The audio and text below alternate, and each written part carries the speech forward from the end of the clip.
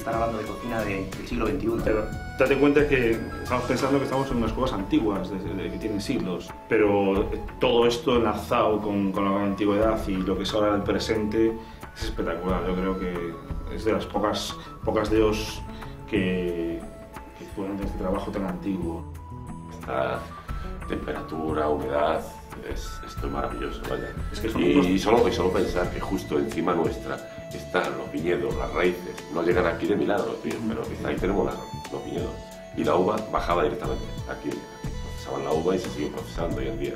Yo creo que es una imagen, bonita, no ve en un sitio de tanta tradición, de tanta historia y con la mirada puesta hacia adelante, que es un poco lo que simbolizamos, ese respeto máximo a la tradición, a nuestros mayores, a nuestra cocina, a nuestro recetario más antiguo, y estar hablando de esto hoy aquí en este es nuestra máxima de Nove, ¿no? Sí. Apoyo total a la tradición, pero desde un punto de vista más moderno.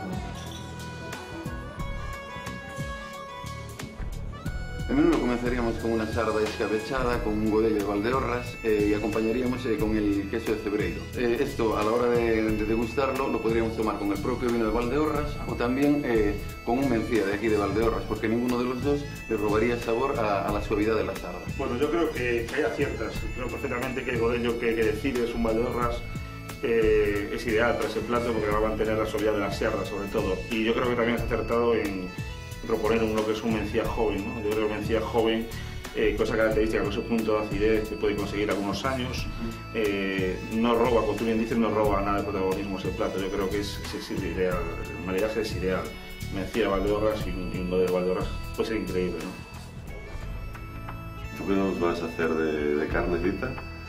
Yo pensé en la línea, ¿no? Yo pensé en seguir con producto de aquí, de la tierra, y preparar un costillar de vaca vieja de bandeira, que lo vamos a presentar con un taquito de calabaza pochada y un leve desmigado de queso de Arzúa curado.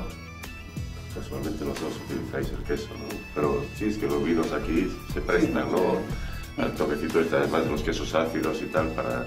Sí, yo creo que en este caso ya le daríamos ya un punto más, ¿no? Yo creo que iríamos a un mencía de Valdeorras, de cepas viejas y ya con un puntito de crianza y de potencia, ¿no? Yo creo que sería un poco para el contrapunto graso de esta carne de bandeira tan especial. Yo remataría con lo que sería un mousse de chocolate sobre un crujiente de azúcar y naranja, acompañado de lo que sería un helado de manzana, ¿no?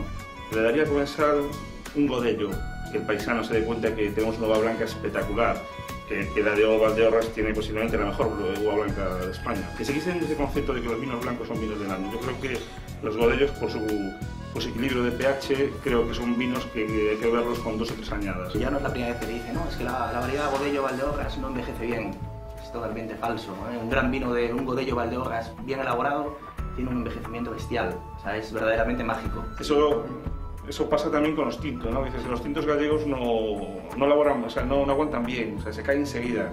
Bueno, yo les daría a la gente que se anima a probar estos tintos gallegos que están haciendo en Valdeorras ahora, que los dejen, que maduren, que se hagan en la bodega y se podrán sorprender haciéndose la bodega. Que ver nada, ahora, como decía antes, tenemos una mentalidad atrasada en ese sentido. Entonces, el concepto cambió por completo. Y aparte, cuando los vinos se van elaborando cada vez mejor, los vinos aguantan lo que le eches y más el potencial que tienen nos invita a dejar añadas atrás y probarlas. Y ganan en complejidad, ganan en matices, es una verdadera pasada. Sí.